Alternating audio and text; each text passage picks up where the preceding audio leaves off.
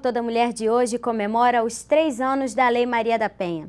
Para falar sobre esse assunto, recebemos a deputada Inês Pandeló, do PT, a advogada Ana Paula Ciamarella, a coordenadora das delegacias de atendimento à mulher, delegada Marta Rocha, e o psicólogo do primeiro juizado de violência doméstica e familiar contra a mulher, Dario Córdova. Obrigada pela presença de todos.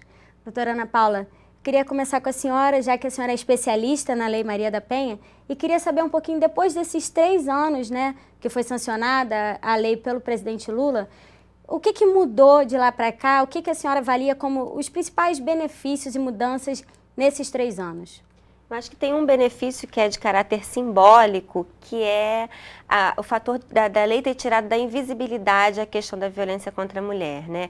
A lei teve uma grande repercussão na mídia, o que fez com que muitas mulheres tivessem um estímulo para a denúncia, especialmente porque a lei trouxe algumas sanções um pouco diferenciadas em relação à violência que era perpetrada contra as mulheres, que já era uma demanda das mulheres, né? O que a gente tinha antes da Lei Maria da Penha era uma legislação que não atendia à especificidade desse tipo de violência que é perpetrada contra a mulher.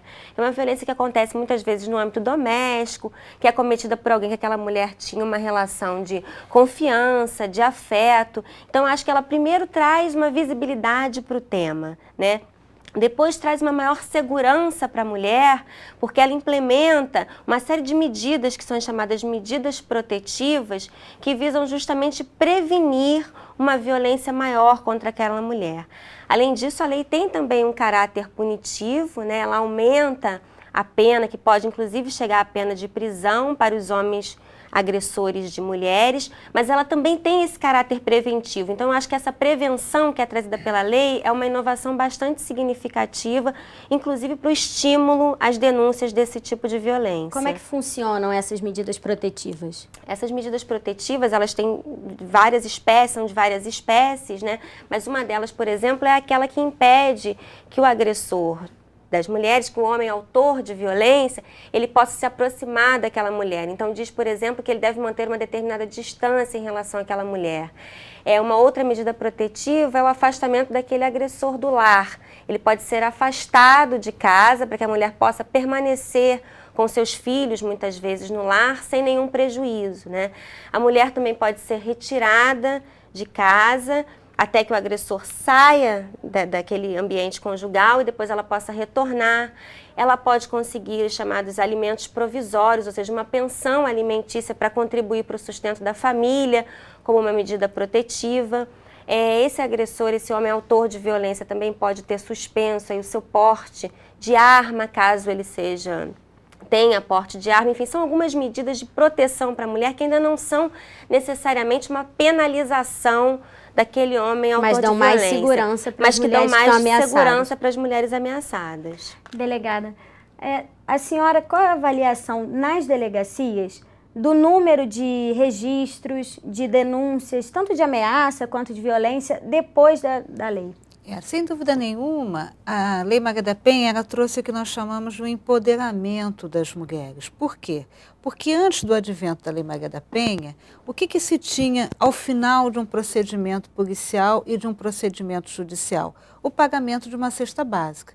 Então, vamos dizer que, na verdade, com a Lei 9.099, que entendia que a violência contra a mulher era um fato de menor potencial ofensivo, ao atribuir uma pena de cesta básica, eu estava tratando da banalização da violência e da mercantilização desse ato de violência contra a mulher.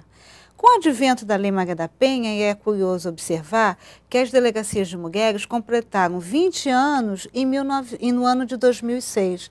E acho que comemorando esses 20 anos, nós mulheres ganhamos a Lei Maria da Penha. Então, com a Lei Maria da Penha, eu tenho a possibilidade da prisão em flagrante desse autor, ainda que por um crime afiançável. Eu tenho o que a doutora Ana Paula colocou das medidas protetivas, que a autoridade representa no prazo de 48 horas junto ao juízo para que seja decretada essa medida.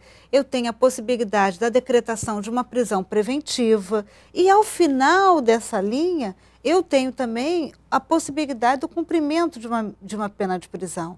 Então, eu acho que não só se entender que a violência contra a mulher é elevada ao status de violação dos direitos humanos, né? Isso é algo que a gente não pode perder de vista. Há dados da Anistia Internacional que 1/3 das mulheres, em algum momento da sua vida, foi vítima de uma violência física ou sexual. É um número expressivo.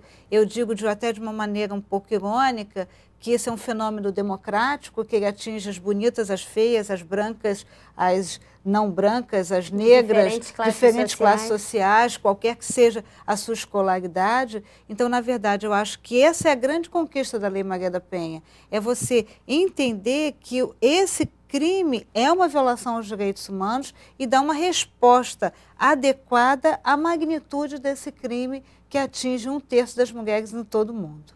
Deputada, a lei também trouxe para as mulheres a confiança de fazer essas denúncias, né? Porque antes muita gente ficava com medo, porque se não tinha punição para o homem, depois ela tinha que voltar para casa e aquela agressão poderia se repetir, até piorar, né?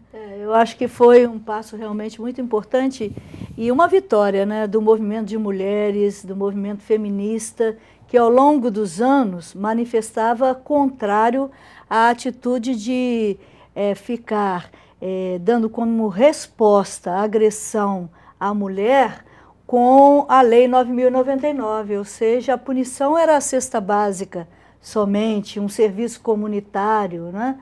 E tal. Se uma pessoa cometia uma violência com alguém na rua, que ele nem conhecia, podia ser mais severamente do que com a sua mulher que estava ali dentro da sua casa, muitas vezes cuidando das suas coisas, dos seus filhos, etc. Então, acho que foi um avanço muito importante. É uma lei que hoje é conhecida por todos, né?